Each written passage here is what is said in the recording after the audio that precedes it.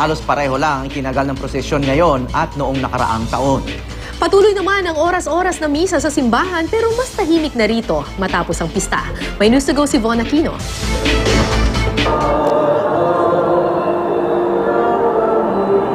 Hindi magkamayaw sa pagsigaw ang mga deboto habang ipinapasok ang imahe ng itim na Nazareno sa loob ng simbahan ng Quiapo.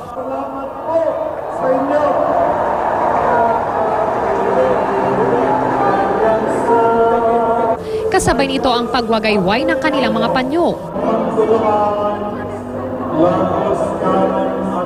Pero bago maipasok ng simbahan, tila walang pagod na nararamdaman ang mga debotong sumama sa prosesyon. Walang mababakas na reklamo sa kanilang mga mukha sa gitna ng puyat at hirap na kanilang sinuong.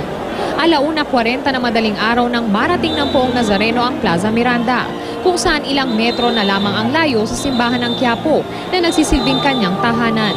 Palakas ng palakas ang sigawan habang papalapit ang imahen.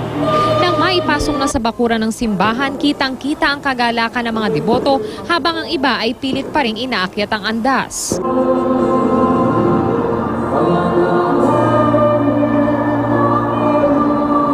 Maladagat ang dami ng mga tao.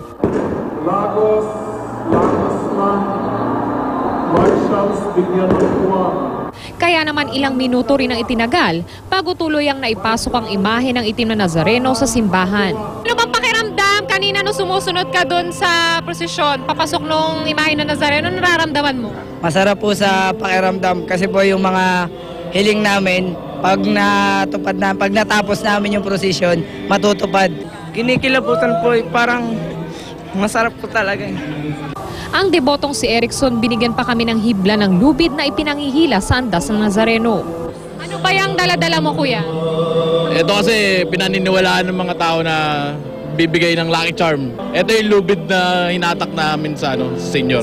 Bawat deboto may mga hiling, pero karamihan hindi lamang para sa sarili ang panalangin, kundi para sa kaayusan ng buong bansa.